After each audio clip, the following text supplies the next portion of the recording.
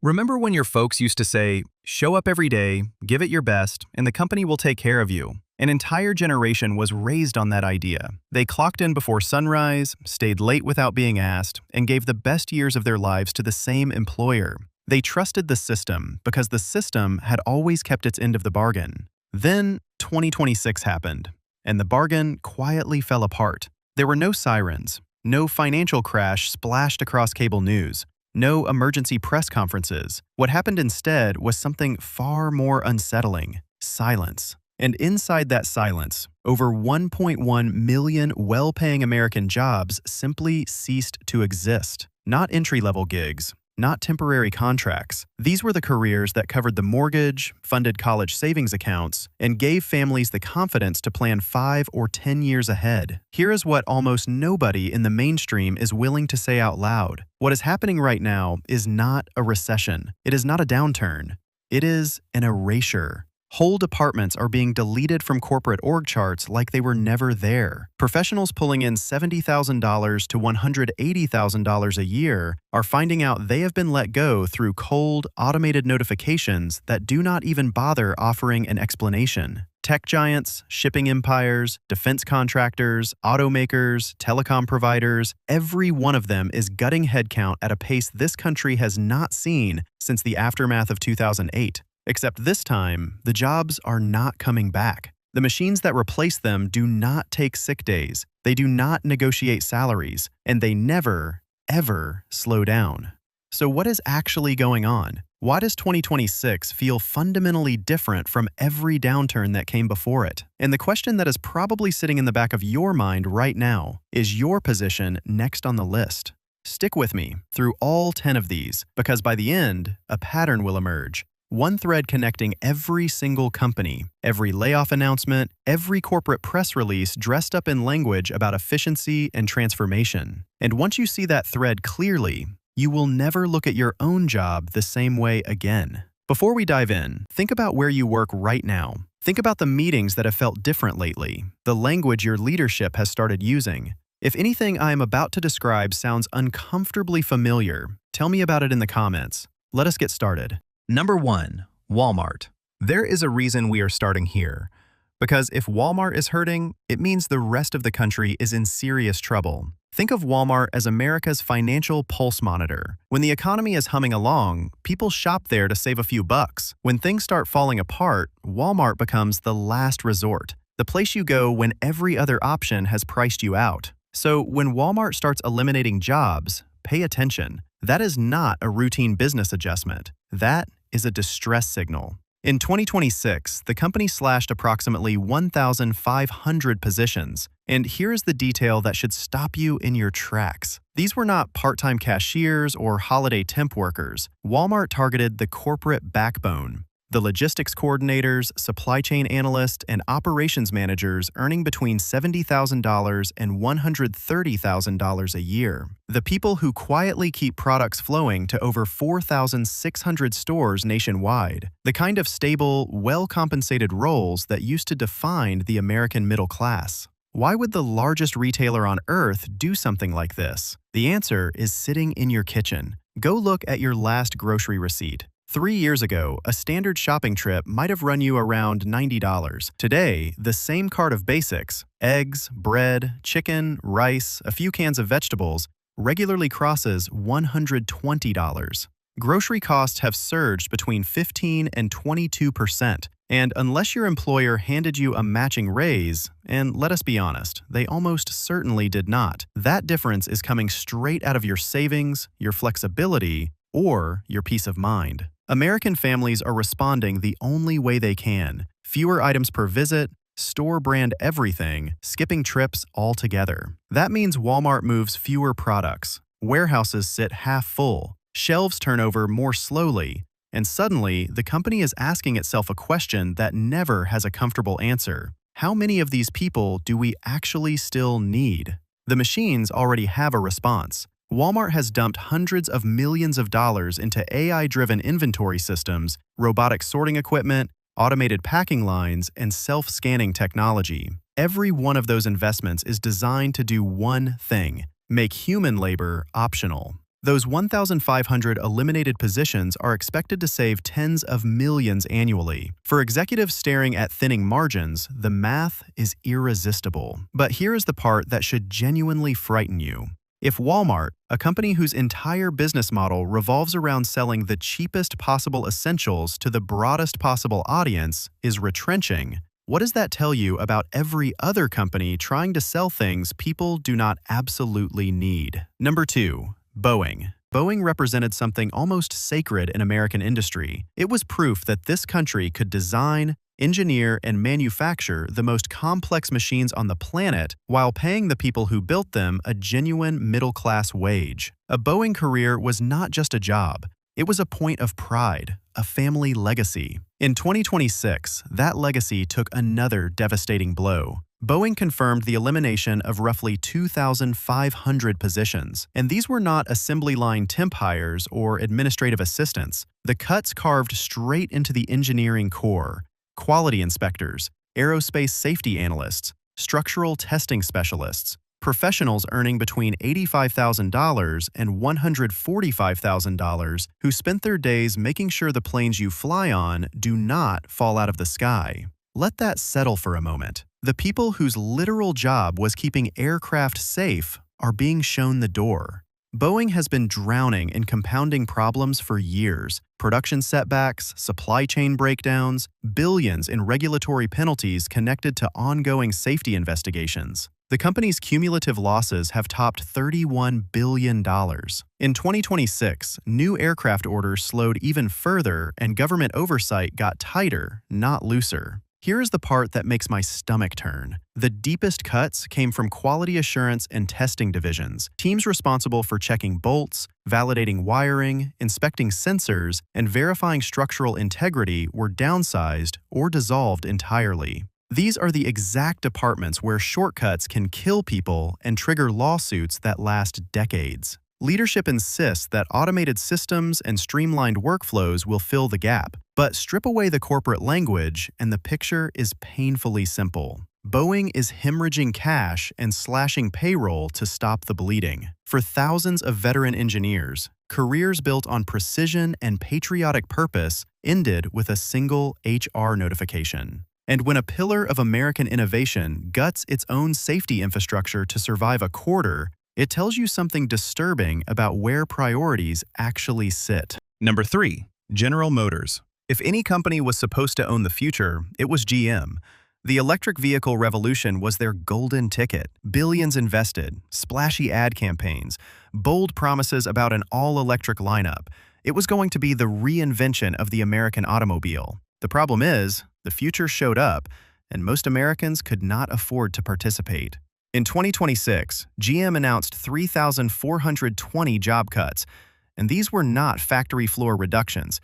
The company went after the very people tasked with building that electric future: battery engineers, software developers, drivetrain architects, white-collar professionals pulling in $90,000 to $160,000 a year who relocated their families, uprooted their lives, and bet their careers on the idea that GM's EV push would be their ticket to long-term security. Since 2021, GM has funneled more than $35 billion into electric vehicle development, and the return on that investment has been catastrophic. Sales projections missed by wide margins. Dealerships are sitting on lots full of unsold electric inventory that depreciates by the day. Every vehicle collecting dust costs the company thousands in carrying expenses. Meanwhile, Chinese manufacturers are flooding global markets with EVs priced far below anything GM can match. On the consumer side, the math is just as brutal. Auto loan delinquencies have climbed past 7.3%. When new electric vehicles carry price tags between $48,000 and $65,000, and monthly payments stretch household budgets past the breaking point, people simply stop buying. GM is not pivoting toward opportunity. It is scrambling away from disaster. The emotional wreckage inside the company is severe. Engineers who uprooted their families for these roles, who genuinely believed the EV transition would define their careers, watch their departments get hollowed out by automation upgrades and budget axes. America's auto industry is not just slowing down, it is contracting. And when a manufacturer this large starts shedding thousands of specialized workers, the aftershocks ripple through suppliers, parts makers, and entire state economies. Number 4. IBM. There was a time when landing a job at IBM meant you had made it. This was not some scrappy startup. It was one of the most respected names in global technology, a company synonymous with computing breakthroughs, enterprise reliability, and decades-long careers. Your parents would have bragged about it at dinner. In 2026, IBM eliminated 2,700 positions: cloud engineers, cybersecurity analysts, data architects, enterprise consultants. These were not junior hires learning the ropes. These were seasoned professionals earning between $95,000 and $180,000 a year, many with 10, 20, or even 25 years at the company. And here is the detail that genuinely gets under my skin. IBM's leadership has been remarkably blunt about the reason. Artificial intelligence, they have publicly acknowledged, is displacing human workers faster than any retraining program can keep pace with. The company has sunk billions into generative AI platforms and automation tools projected to absorb up to 30% of its internal workload. Financially, cutting nearly 3,000 salaries saves IBM over $250 million every year. The spreadsheet logic is airtight, but the human message behind those numbers is chilling. There is a shrinking pool of work that requires a person to do it, even in roles that were once considered immune to automation. The heaviest layoffs landed in divisions tied to legacy systems, the very technologies IBM pioneered and dominated for decades. But as clients migrate to cheaper cloud alternatives and AI-assisted services, that dominance has eroded fast. Revenue slipped, contracts dried up, and leadership responded the only way modern corporations know how, by cutting the most expensive line item on the budget: people. For the workers caught in this, the sting is deeply personal. Many spent entire adult lives inside IBM, only to be replaced by the exact technologies they helped build. Trying to re-enter a job market flooded with younger, cheaper, AI-fluent competitors is a brutal reality that no severance package can soften. Number 5. Salesforce.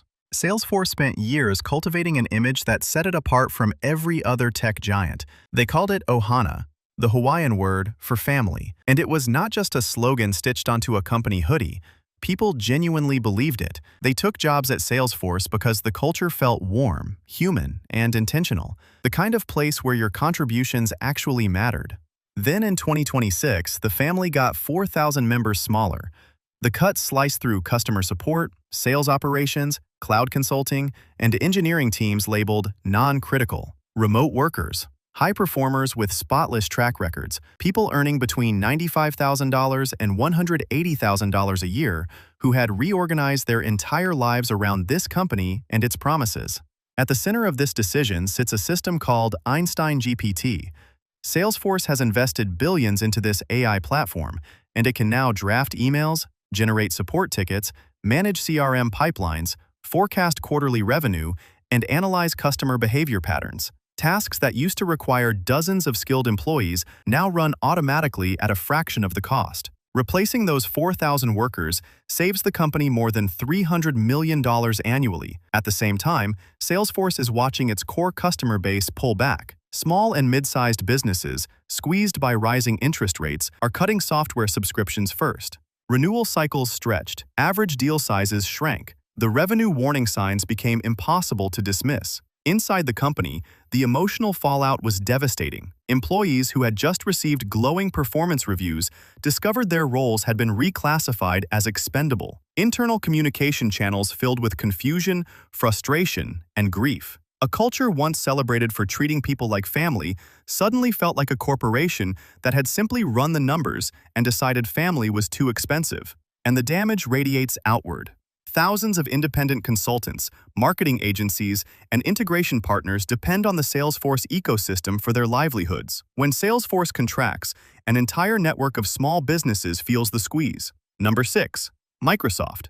This is where the story starts to feel truly surreal, because Microsoft is not struggling, not even close. This is a company valued at nearly $3 trillion, pulling in roughly $88 billion in net income every year. By almost any financial measure, Microsoft is one of the most successful organizations in the history of commerce. And yet, in 2026, they cut 6,000 employees, not interns, not temps, not redundant middle managers. Microsoft eliminated engineers, cloud architects, cybersecurity specialists, product leads, and AI researchers. Professionals earning between $120,000 and $220,000 a year. The people who designed, built, and maintained the infrastructure that millions of businesses and governments depend on every single day.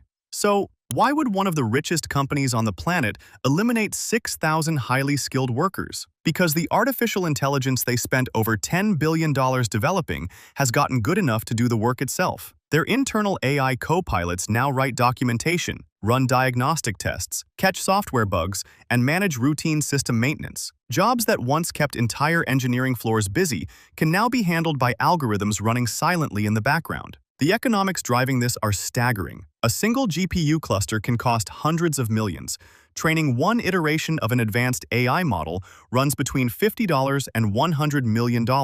Data centers consume electricity at the scale of small cities. When operating costs balloon that dramatically, executives look for the most expensive variable they can reduce. And that variable, every single time, is human payroll. Many of the people affected found out through abrupt calendar invitations titled something vague like business discussion. A few clicks later, their careers were over. Some had spent 15 or 20 years at the company, building the products that made Microsoft what it is today. Their reward was a termination notice and a reminder to return company equipment. Here is the part of this story that honestly haunts me. Nobody was fired for underperforming. Nobody was blamed for making a mistake. The system simply decided it no longer needed them. 20 years of institutional knowledge, domain expertise, and human judgment reduced to a cost-per-hour calculation that an algorithm could beat. Number 7. Amazon. Amazon did not just change the way people shop, it rewired expectations about speed, convenience, and what commerce is supposed to feel like. Two-day delivery became the default, one day became the aspiration, and somewhere along the way, we all stopped noticing just how many human beings it took to make that system work. Now, Amazon is finding out exactly how many of those people it can do without. The official number is 14,000 job cuts. Internally, sources suggest the real figure may climb as high as 30,000. And these are not seasonal warehouse workers or part-time packers. These are corporate and technical roles inside AWS, logistics planning, advertising, retail operations, and even artificial intelligence research. Professionals earning between $120,000 and $210,000 a year, some overseeing business units worth billions. Amazon has invested over $50 billion in AI, cloud infrastructure, and robotic fulfillment. A single automated warehouse can cost between $300 million and $500 million to construct. But once operational, it runs around the clock, without fatigue, without injury claims, and without union negotiations. These facilities are not replacing one worker at a time. They are making entire job classifications obsolete. Simultaneously, Amazon's retail business is feeling the pinch. Consumers are tightening their spending. Cart abandonment is climbing. When millions of shoppers stop impulsively adding $30 gadgets and $50 home items, revenue growth stalls and margins compress. Eliminating up to 30,000 salaries delivers billions in savings precisely when the company needs them most. Workers describe the termination process as clinical and immediate. System access revoked at the same instant the notification arrived. Years of grinding through Amazon's notoriously demanding performance culture erased in a single automated sequence. But the truly alarming part of this story is not what Amazon is doing to its own workforce. It is what Amazon is proving to every other company watching. If you can operate at global scale with dramatically fewer humans and still maintain margins, that becomes the new standard. Every CEO in every boardroom is studying this model, and the conclusions they are drawing should concern everyone who collects a paycheck. Number 8. UPS. And this is where the numbers get genuinely staggering. UPS announced the elimination of 48,000 jobs in 2026. Let that figure actually register. 48,000 positions. That is not a restructuring. That is the population of a mid-sized American city disappearing from the payroll in a single corporate decision. This was not some tech startup trimming excess. UPS is one of the largest employers in the country and a foundational pillar of the American logistics system. The layoffs reached everywhere: package handlers, delivery drivers, dispatchers, warehouse supervisors, mid-level managers. Many of these roles were unionized, paid between $45,000 and $95,000 annually, and came with health insurance and retirement benefits. These were the textbook definition of solid, dependable, middle-class jobs. The company points to automation and operational restructuring, and the investment figures back that up. Robotic sorting systems running $250 million per facility, AI-powered route optimization, automated scanning equipment, driver assist technology, warehouse robots that process packages faster and cheaper than any human crew. UPS projects these cuts will save more than $3 billion every single year. But the real story underneath the technology narrative is economic. Package volumes are falling. Americans are spending less online. Inflation has choked discretionary budgets so tightly that millions of households have simply stopped ordering anything that is not essential. When e-commerce growth decelerates, shipping companies sell fewer deliveries, and when revenue dips, executives reach for the fastest lever available: headcount. Inside UPS, the human devastation has been immense. Drivers who spent decades building customer relationships, memorizing every street and shortcut on their routes, and pushing through physically punishing work were told a machine could handle it from here. Communities that grew around UPS distribution hubs, the restaurants, gas stations, and small businesses that depend on those workers spending locally, will feel the crater for years. Number 9. Verizon. When 15,000 people lose their jobs at a single telecommunications company, it is not just a corporate restructuring. It is a signal that even the infrastructure holding modern life together is being treated as a cost problem to be solved. Verizon serves more than 100 million customers across the United States. The people they just laid off were not disposable overhead. They were network technicians, customer service representatives, retail staff, cybersecurity specialists, and regional managers. Employees earning between $55,000 and $130,000 a year, many with 15 to 25 years of tenure, who started at the bottom and worked their way into roles they expected to retire from. The financial math driving these decisions is relentless. Verizon has spent billions rolling out 5G networks, upgrading fiber infrastructure, and modernizing systems. A single year of 5G deployment can run between $8 and $10 billion. But consumer uptake has been slower than projected. At the same time, budget-conscious Americans are downgrading plans, switching to cheaper carriers, or cutting services altogether. When premium packages cost $65 to $90 a month, and competitors offer basic connectivity for $25 to $35, customers make the obvious choice. Revenue shrinks, debt payments stay the same, infrastructure costs keep climbing, and the company decides the only variable it can control quickly enough is labor. Those 15,000 eliminated jobs are projected to save Verizon over $1.2 billion annually. Some of these workers found out their careers were finished through brief video calls that lasted less than 10 minutes. No handshake, no thank you for your service, just a scripted HR message and a link to severance paperwork. These were the people who restored service after hurricanes, maintained towers during blizzards, and kept America connected through national emergencies, and they were treated as line items. Here is the question that lingers long after the headlines fade. If the workers who literally keep this country communicating are considered expendable, then who exactly is safe?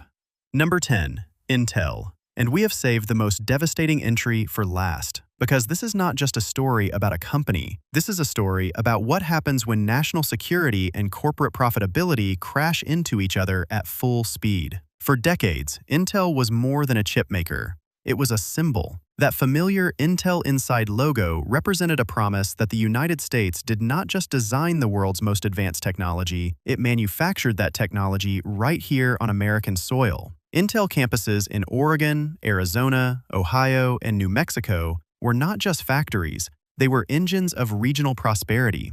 Entire towns were built around the assumption that Intel would always be there. Then came the announcement, roughly 20,000 job cuts. 20,000. And the confusion was immediate. Because this is happening at the exact same moment Washington is pouring billions into domestic semiconductor production, talking constantly about supply chain independence, and framing chip manufacturing as a matter of national defense. But building chips is not like writing software. You cannot iterate your way out of trouble in a quarter. A single modern fabrication plant costs between $15 and $20 billion to construct. Operating it costs billions more. It requires years of planning, armies of specialized engineers, and tolerances measured in atoms. Intel made enormous bets on new facilities and expanded capacity, but while they were building, the landscape shifted underneath them. The AI revolution exploded demand for GPUs, not the CPUs that Intel had dominated for decades.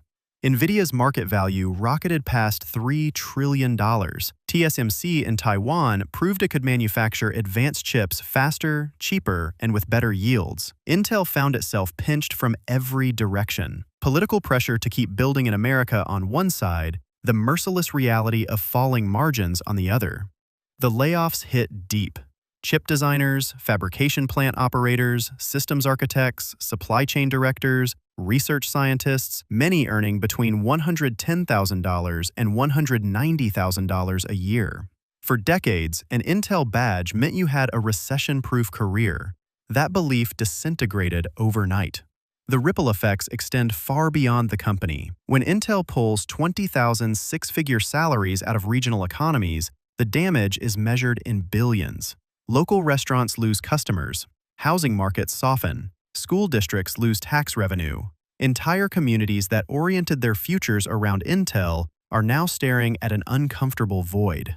And beneath all the economic data sits a question nobody in Washington seems eager to answer. What happens when a national security strategy cannot generate profit fast enough to sustain itself? Semiconductor independence sounds powerful in a speech. It sounds a lot less convincing when the company tasked with delivering it is slashing a fifth of its workforce just to keep the lights on. And that is the full picture. 10 companies, 10 chapters of the same story. What you just heard was not a random collection of unrelated corporate decisions. It was one pattern, repeating itself across every sector of the American economy. Walmart eliminates logistics workers because shoppers can no longer afford to fill their carts. Boeing guts safety teams because financial losses outweigh quality commitments. GM sheds the engineers building tomorrow's vehicles because consumers cannot afford to buy them today. IBM displaces cloud experts because algorithms do the work for less. Salesforce abandons the family it promised when the margins get thin. Microsoft fires the architects of its own empire because the empire now runs itself. Amazon proves that scale and humans are no longer inseparable. UPS replaces drivers even though the packages still need delivering. Verizon discards the workers who keep the nation connected, and Intel sacrifices a national priority at the altar of quarterly earnings. Every single case follows the identical script. Technology improves, operating costs climb, consumers pull back, corporations optimize, and jobs disappear. Not overseas, not to another state, they simply stop existing. This is not a rough patch that corrects itself after a few quarters. This is a fundamental restructuring of the relationship between work, value, and survival. The social contract that built the American middle class was straightforward. Show up, work hard, stay loyal, and you will have a stable life. That contract is being torn apart in real time. Here's the thing that keeps me staring at the ceiling at 3 in the morning. The companies cutting these jobs are not failing. They are thriving. They are posting billions in profit. They are rewarding shareholders. They are growing. If the most successful corporations in the world are eliminating workers at this pace, imagine what happens when companies that are actually struggling start making the same calculations. Previous economic transitions, the Industrial Revolution, the shift to computers, the rise of the internet, those unfolded across generations. Families had time to adapt. Children grew up learning different skills. Communities slowly reshape themselves around new industries. This time, the transformation is measured in months and quarters, not decades. A 50-year-old warehouse supervisor cannot retrain as a machine learning engineer by next Tuesday. A 45-year-old software developer cannot outperform an algorithm that works 24 hours a day and never burns out.